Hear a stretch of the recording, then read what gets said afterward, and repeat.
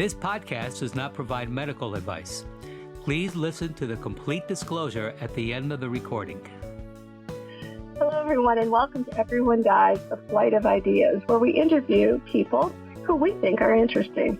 Today, we're going to be talking with Betsy Wurzel. We appreciate those of you who subscribe to our podcast, and you can show support for our show by rating us, awarding 1 to 5 stars, and leaving a review. We're a not-for-profit organization. We would love your help in distributing our work. Please check us out on all your favorite social media, and especially check out the tweets from our new Twitter correspondent, Molly. She gets very happy when someone retweets our posts, so please make her happy. Today, it's my pleasure to welcome Betsy Wurzel. And Betsy, thank you for joining us. Thank you for having me, Mary Ann. I really appreciate it. Now, thank Betsy, you so much. Oh, thank you. So Betsy, I met in an Alzheimer's support group. And as I read her post, I could see that she was very well informed. Her husband had Alzheimer's for about 10 years, and he died this past January. And so I thought it would be good for us to hear a little bit about her experience and where palliative care fits in. When I first posted something about palliative care from Everyone Dies on the Alzheimer's page, somebody wrote me back and said, what does palliative care have to do with Alzheimer's disease? Well, Alzheimer's disease is a long chronic illness, and there are a lot of different symptoms that occur when somebody is going through that disease, and it changes. There's different phases or stages of Alzheimer's disease, and each one has its own challenges. So, Betsy, you said your husband was diagnosed about 10 years ago? Yes, he was 56 at diagnosis, which I believe his symptoms started a year or two prior to his diagnosis. Oh, okay. 56, that's incredibly young. Yes. Alzheimer's runs in Matt's family, his mom's side, but he was the first to have early onset, which just blew me right out of the water because, I had a feeling, I had an intuition that Matt would get this young for some reason. Well, I thought maybe 60. Never did I think in mid-50s that someone could get early onset because 10 years ago, I didn't know what I know now, and apparently the doctors did not know about early onset because we were told, oh, he's too young, he's too young. Well, he wasn't too young. Just for clarification for our listeners, the younger that somebody gets a diagnosis of Alzheimer's disease, the more likely it is to be genetically related. So you can be quite young when you get a diagnosis, but those have a genetic relationship. Yes. And you said that ran in his mom's family? Yes, his mom, his grandmother, trying to think, 2 uncles and 3 aunts all died from Alzheimer's. Wow. So what were some of the first things you saw Matt doing? It's really strange, Mary Ann, how I, look back at hindsight. He didn't know where things were in the house. He was becoming more forgetful. Matt was always a little scatterbrained, but he was becoming more forgetful. That's why I thought he would get Alzheimer's earlier. And I said to him, Matt, how do you function at work? And he didn't answer me. He lived in this area his whole life, and they were building a left lane, and it threw him off. He didn't know to just go straight. He'd go all the way around to avoid it because it confused him. And I'm thinking, why would that confuse you, Matt? You just go straight, but he didn't get it. And he would leave his drawers, dresser drawers open, walk away with the water running in the sink. He didn't see stop signs. He was driving in between 2 lanes, and he didn't realize this. And unknown to me at the time, they were seeing problems at work. He wasn't doing his job correctly. He was forgetting to do his job. He didn't know where things were. Thankfully, he was not fired, and this company knew something had to be wrong. Mm-hmm. And I'm very grateful that they had a meeting with me. I sat in on his meeting. They put Matt out on short-term disability and then long-term. And it's very strange, Marianne, that because of the HIPAA laws, I was not informed what was going on at work. And the medical doctor, now I don't know if she saw Matt or just talked to him on the phone or both. I have no idea. She suspected Alzheimer's or some other kind of dementia, hoping it was the reversible kind due to a vitamin or thyroid deficiency. But she feared that it wasn't. And she was right. And she never saw his MRI or his EEG that were abnormal. And the doctors down here, I live in New Jersey, they didn't want to say because of the age, and it really annoyed me. And the neuropsychologist, excuse me, when Matt was tested, she said, he can't possibly be that bad. He has a deep psychological problem, and he wasn't cooperative. So I didn't know then what I know now, and I know Matt could be a little uncooperative, so I yelled at him. And he said, that Betsy, works. yeah. I said, Betsy, I was cooperative. I didn't remember what she showed me, and she didn't believe me. Now, when I think about it now, if someone's coming to you for memory loss, why would you not believe them? Why would you just assume they're being non-compliant? And this is a problem I've heard many times with other people. Huh. That doesn't make any intuitive sense, does it? No, it doesn't. And so when I brought a smartphone 3 years ago, I got in my car and I started showing Matt's picture and raising awareness, saying this is the new face of Alzheimer's. This is not your 70 or 80-year-old anymore. Now you're getting people in your 50s and 40s. It can happen at any age. This is the new face. And I told his medical doctor, this is the new face of Alzheimer's. You have to wake up that it's not your 70 and 80-year-old anymore. You're going to see this. The baby boomers are going to get hit with this big time, and you need to be ready. I'm 5 foot. I'm a spitfire, especially when I'm mad. Especially when I'm mad, and I was mad. That's how I became an advocate and started raising awareness. It wasn't because I was brave or courageous, because I was really mad. I was mad. Well, Doctors all didn't you have believe to us. do is to be marginalized that way, and you say, no, I don't think that's going to be happening, and you just really get pissed off, right? Yes, exactly. I was really mad that we weren't listened to, we weren't believed, and Matt was misdiagnosed with depression at first. And then when he said to me one day, Betsy, what time is Sunday school? Matt taught Sunday school for over 20 years. And I said, are you serious or are you kidding me? Because he was a jokester. And he said, no, I'm serious. And I said, well, what time does it say on your watch? He said, I don't know. I said, you don't know what time it is? You can't tell time? He said, no, I can't. And then we went back to neurologist, and I said, you know what? He can't tell time. That's not depression. This is Alzheimer's. Call it what it is and start him on medication. Let's call it what it is here. And so then he was started on the medication. So just, again, for our listeners, when somebody is in the very early stages of Alzheimer's disease, it's very, very difficult to tell the difference between Alzheimer's, which really doesn't have a cure, and depression, which we have drugs that can treat.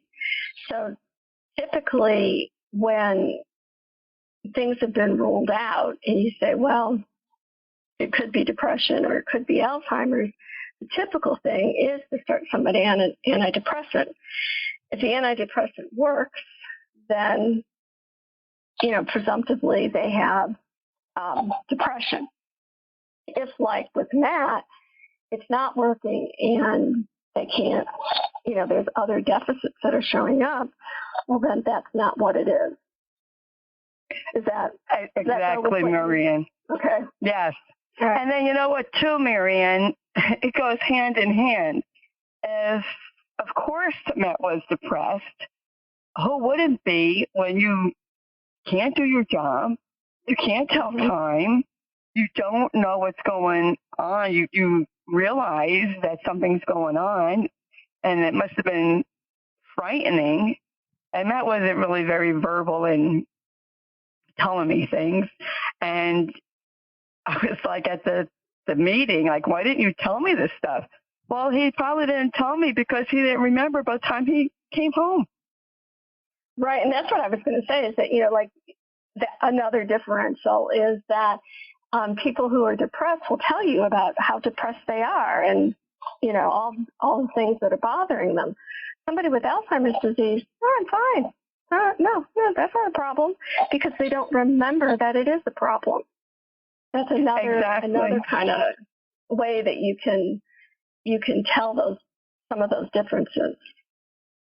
And like you were saying, with a lot of people, I used to facilitate an Alzheimer's support group in my youth, and people would talk about how it's one of those things where they can go back once they see that that's what the diagnosis is. They can go back and they go, oh, remember when she couldn't make out the Christmas cards? And somebody else says, yeah, but did you remember at Thanksgiving when, she couldn't remember how to make gravy? And somebody else says, oh, but 4th of July, it's like one of those things. It sneaks up on you, and these changes happen, and you kind of, write them off as, oh, well, that happened, until it all comes together and the picture truly forms. Exactly right, Marianne. They make people with Alzheimer's or other dementia, they make excuses or they hide it in the beginning. So Matt and I went to Sandy Hook. This is a little beach in New Jersey, and we went every year, and like in October, and he didn't know how to get there. Well, yes, they were doing construction, so he used that as an excuse. So I was, okay, you could let that go, right? Mm-hmm. But when you see that he doesn't know how to hang up a coat on a hanger, and he is having difficulty ordering food, it just so happened in November of 2009, I was in the hospital for 2 weeks. And Matt couldn't, well, he never did cook, but my son, Joshua, he told me, Mom, Daddy couldn't order at McDonald's. I had to order for him. He didn't know what to do. I said, that's interesting. And then Matt told me that he needed money. And so I said, well, write out a check, Matt. He said, I don't know how. I said, what do you mean you don't know how? Of course, I was mad. I was in the hospital.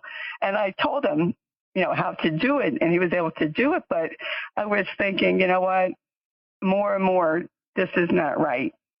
So when Matt went for his first MRI, it was abnormal. It showed global shrinkage and unspecified white spots. And his EEG was also abnormal, and I remember it said suggestive of dementia. So why, the doctors did not believe that. I just think the thinking was different 10 years ago. I'm very grateful now that things are changing slightly, and Matt's primary doctor started pre-screening people 2 years ago. And what do they do to pre-screen? They have a clock, and you have to draw the clock. And I said to him, too bad you didn't have this like 7 years ago. Then maybe you would have believed me. You would have believed us.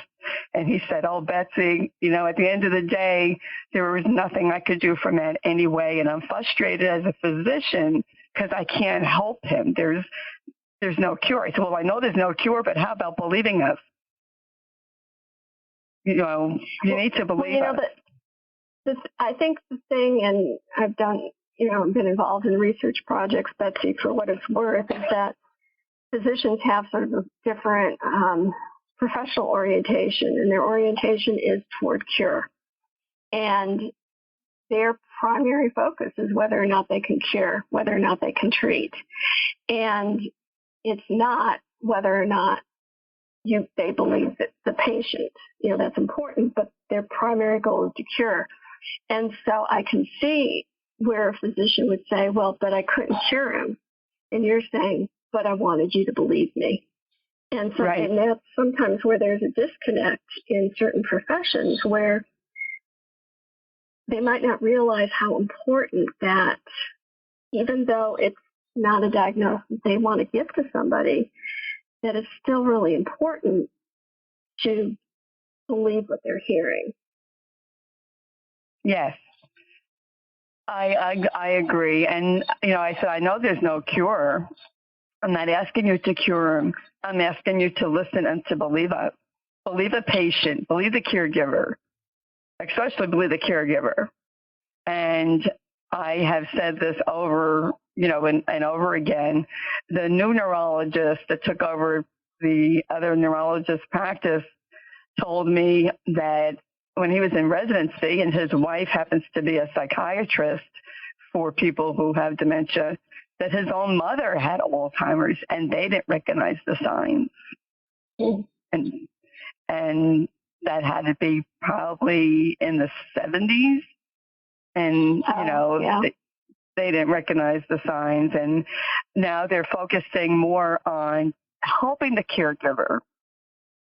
And which is what is needed, is to believe the caregiver. And even, Marianne, I was telling you a little bit about the hospice experience before. Even at the end of life, sometimes they do not believe the caregiver. And that really pissed me off. Mm-hmm. They didn't believe what I was saying, that my husband is agitated, that he's at the end of life. And they didn't believe me. The hospice nurse said, oh, he's not at the end of life. He's walking and talking and eating. And I went, well, not everyone fits the textbook picture. You need to educate yourself, because he is at the end of life. And 2 weeks later, he was gone. I'm very distressed to hear that. I used to work as a hospice nurse, and if anybody knows about the stages, or what we call the peri-death experience, if you think about like perinatal, like the phases that you go through to have a baby, you also go through phases to at the end of your life. It's not lockstep. It's not, everybody doesn't have everything, but there are certain things that you can anticipate. And terminal agitation, or being agitated at the end of life, is not uncommon.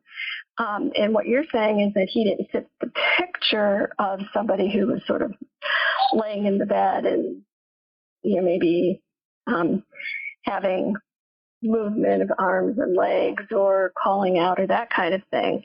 And it's a great thing to point out to people like you have, that these things can happen without other things going on at the same time.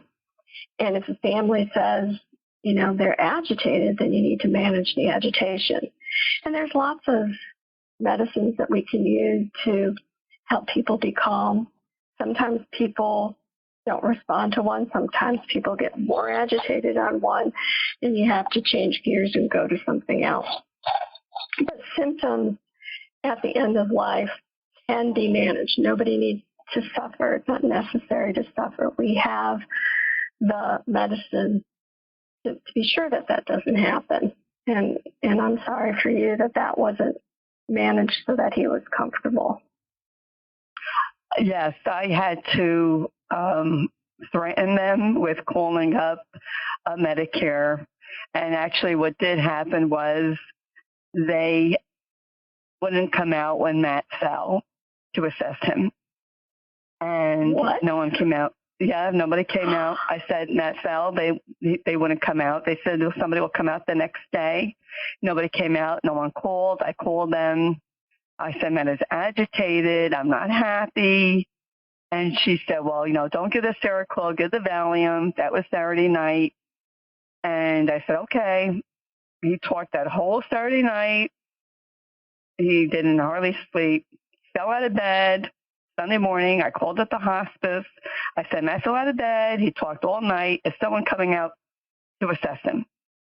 Marianne, the nurse, said to me, I don't know. I said, what do you mean you don't know? I said, okay, you know what? I'm calling up your regional director. I'm calling up Medicare, and I'm pulling my husband out of this hospice because I am not happy. And then I will call you every minute of this day until you do something. She said, oh, don't do that, Mrs. Sloan. My married name is Sloan. She said, well, I'll call my nurse manager. And they called the nurse manager, and Matt was admitted later on that day to hospice. But the aggravation and the stress that I had to go through, not just me, but my son, and of course, Matt, suffering with the agitation and not being believed once again. And when Matt was there a couple of days, they said, oh, we see what you're talking about, Betsy. I'm like, what do you think? I'm making it up? Why would I make it up? And I knew he wasn't going to come out of that hospital alive. I just knew it was his time.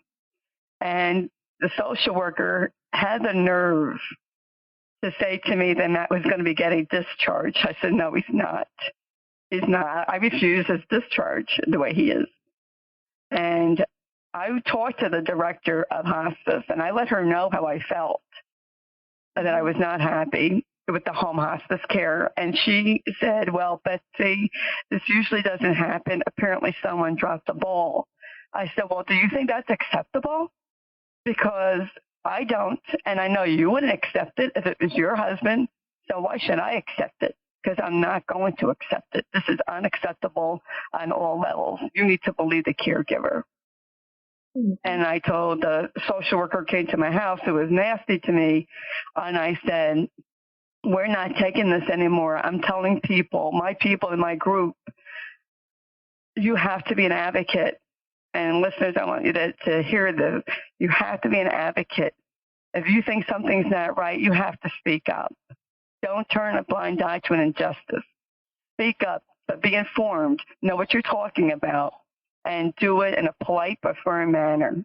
And they knew I wasn't happy. And as it turned out, I did call up Medicare, and I placed a formal complaint against that hospice. And did anything come of that? Do you know?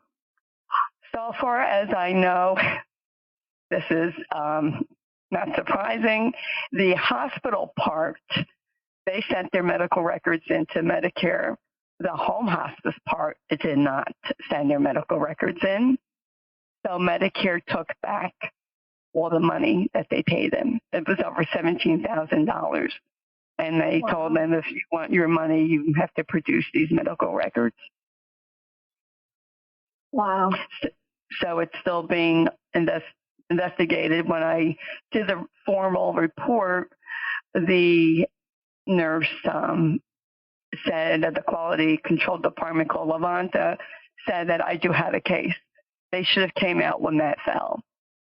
Oh, yeah. And the care, it's very disheartening when, and everyone's hospice experience is different. And everyone's end of life is different. I just feel that if they would have believed me and would have assessed Matt when he was agitated, maybe they could have given him something at home. Maybe they could have given him morphine or something like that at home. By the time he got up to the hospital and was given IV medication, he was on some heavy-duty drugs. Mm-hmm. They gave him first cocktail was morphine, Ativan, and Valium, and then that wasn't working. And the nurse discussed with me, this isn't working. Would you mind if I called the doctor and asked about Dilaudid and Haldol? phenobarbital, and I said, that's fine, because Matt wasn't eating at that point anyway. And so he had gotten that cocktail of Dilaudid, phenobarb, and what did I say? Haldol. Haldol. Yeah. Excuse me, and that worked, and he was calm. And I'm very grateful. I might get emotional that I was there. Yeah. To love him right up to heaven. Was he ever awake again to say goodbye to you? He had his eyes like half opened, but he wasn't able to talk. Mm-hmm. But I know that hearing is the last sense to go. And I talked to him the whole time. And I told him, it's, time for you to go. I'll be okay. And that was, I think, I'm sure, comforting for him to be able to hear you tell him that. Yes, I thanked him for his journey, and that his journey made me a better person. And it's a mindset, Marianne. I tell people this. You can either be a better person or you're going to be a bitter person. I choose to be a better person. I want to help other people. And this is my mission now.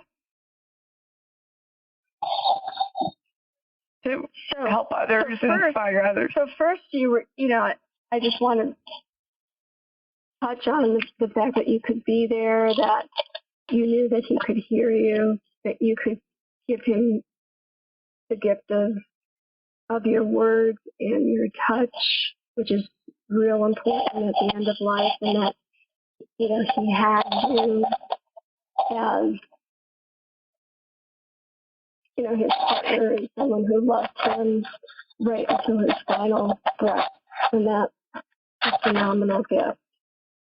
And then from there, you've been really working in terms of advocacy and teaching people.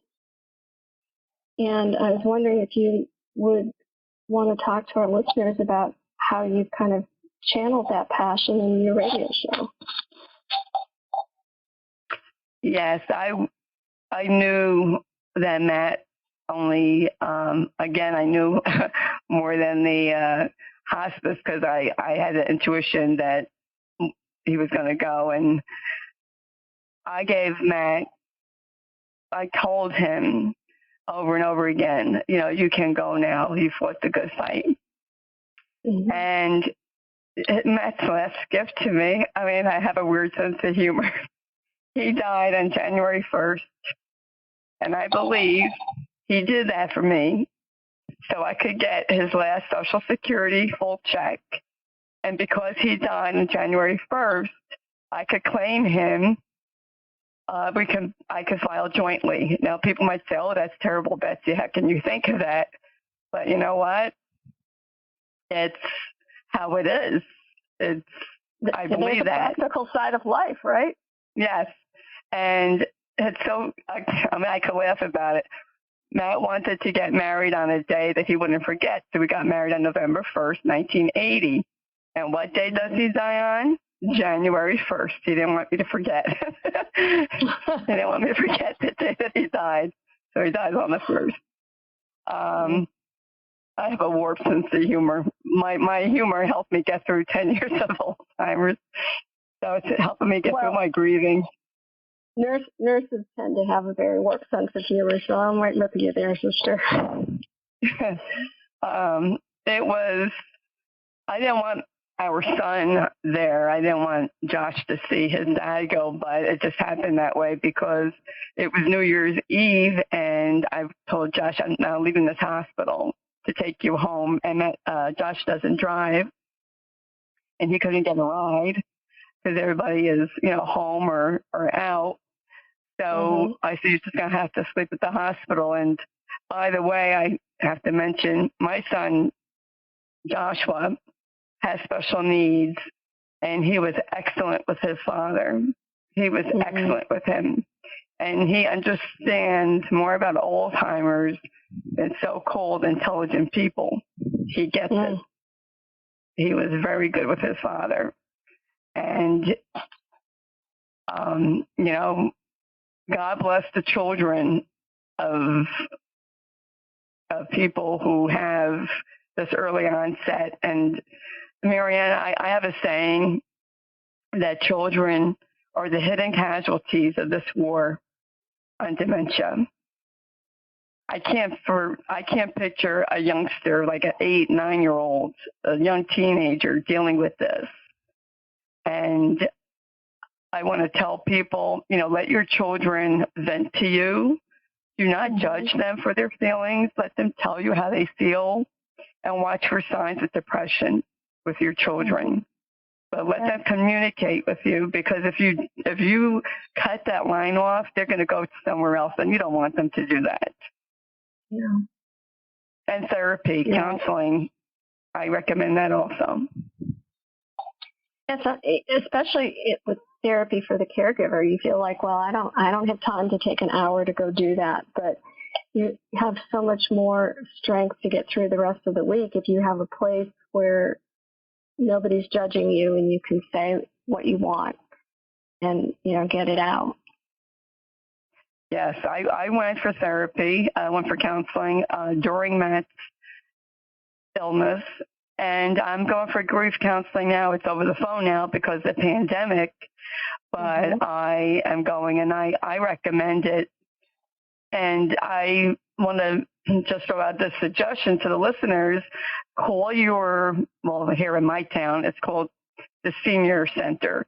Call your senior center in your town, or whatever it's called where you live, and see if they offer it. I'm getting free counseling through my senior center. I am a senior citizen. I can't believe it. I'm 62. I can't believe it. Like, I go to the senior center now. But they offer a lot of services. We're the same age, Betsy. What was that? I said we're the same age. Yes, yes, we are. And, check out the free services. I went to a couple of seminars for free. I don't know what they'll do now, but there's a lot of services that are offered. And check with your county office, too, of aging and see what they offer. Because I know I can't afford counseling with my insurance. It's like $90 a visit that I would have to pay out of pocket. So, check that, and they'll help you with Medicare. They'll help you with the prescription program. That's how I started going there. I went for Matt to get help. And then she told me, I offer counseling if you need it. And I said, well, I'll keep that in mind. And then when Matt passed away, I called up. And I said, I remember you offer free counseling. So don't be afraid to reach out for help, because it's there. And I highly recommend it. I mean, you really do need grief counseling, because after the person that you love passes, you are a mixed bag of emotions. Did I do the right thing? Did I do this? Or I should have, or would have, or could have. You know what? You'll drive yourself crazy. Don't second guess yourself. You did the best you could at the time. You did your best. Absolutely. Don't drive yourself nuts. And you did it for 10 years or 15 years, or, people, I think, sometimes discount how that long road can be very wearing. The 3 meals a day, the help with the bathing, the dressing, the not sleeping at night. There's just so much that goes with that Alzheimer's diagnosis, doesn't it? Yes, I was completely depleted when Matt passed, and I only took a week off from work. So I'm probably one of the few people to be grateful for this pandemic, because my place that I work closed down, as most places here did, and I was forced to stay home and rest, and I needed that. I bet you needed that. This pandemic worked out for me that way, but then I wanted to do things, and I couldn't because of pandemic, and I feel bad for my son because he's dealing with the grief of his father, and now he's socially isolated, and he can't do the activities that he was used to doing. And so I felt, bad for Josh with that. But I just have to say, folks, it's not easy, okay? I call it my new different life. It's not easy, but I am moving forward because, Marianne, I just have to say this. I didn't let Alzheimer's destroy me. I'm not going to let grief destroy me either, because I will not give Alzheimer's any more power than what it already has. And if I wallow in self-pity, I'm not helping myself. I'm not helping anybody. So am I sad? Yes. Do I cry? Yes. But you know what? I have to move forward, and I want to help people. It inspires me when I talk to people, when I do my shows, when I post. Because when you help someone, you will feel better about yourself. And so just so our listeners know where to find you, you do a lot of posting in the Alzheimer's support group. So what's the exact name of that? Yes, I have a support group called hashtag Kick Alzheimer's Ass Movement on Facebook. Anyone's welcome to join. You don't have to have Alzheimer's. You don't even have to be a caregiver. And I have a talk show, Chatting with Betsy, on Passion World Talk Radio. It's also on Spotify, Spreaker, iHeart, Apple, Google. You can subscribe for free, and you can hear my shows. And I would recommend that people take a listen and hear, especially those of you that are caretakers. And you could be a caretaker of someone with Alzheimer's, somebody with Parkinson's, somebody with cancer. All kinds of chronic diseases require a lot of 24 hours, 7-day-a-week kind of care, and it can be very depleting. And so, whatever support that you can get to get you through that is really important. Yes, we also have a couple of podcasts about grief. And we have one, Betsy, I don't know if you noticed, I think it's called The New Normal. And my patients with cancer would talk about how much they hated that term. And so we did a podcast about the new normal. So you might want to check that one out since you kind of alluded to that too. So in wrapping up, Betsy, are there any kind of final words that you'd have for listeners in terms of people who are taking care of people with chronic diseases? Yes, you have to do self-care. I know it's hard. It's very hard, but self-care is vital to your well-being, and it is really a matter of your life and death, because if you want to enjoy life after caregiving, and you have every right to do that, you need to take care of yourself during caregiving.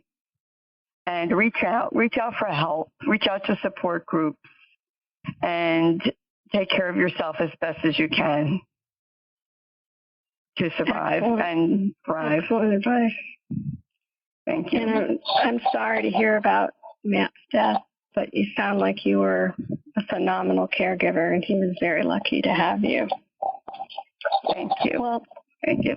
So thank you to our guest, Betsy Wurzel, and thank you for listening. Please stay tuned for future episodes of Everyone Dies.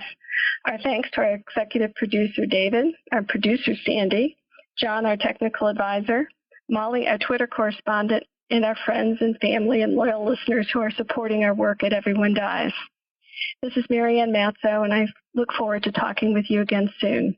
Remember, every day is a gift. This podcast does not provide medical advice. All discussion on this podcast, such as treatments, dosages, outcomes, charts, patient profiles, advice, messages, and any other discussion are for informational purposes only and are not a substitute for professional medical advice or treatment. Always seek the advice of your primary care practitioner or other qualified health providers with any questions that you may have regarding your health. Never disregard professional medical advice or delay in seeking it because of something you have heard from this podcast. If you think you may have a medical emergency, call your doctor or 911 immediately. Everyone Dies does not recommend or endorse any specific tests, practitioners, products, procedures, opinions, or other information that may be mentioned in this podcast. Reliance on any information provided in this podcast by persons appearing on this podcast at the invitation of Everyone Dies or by other members is solely at your own risk.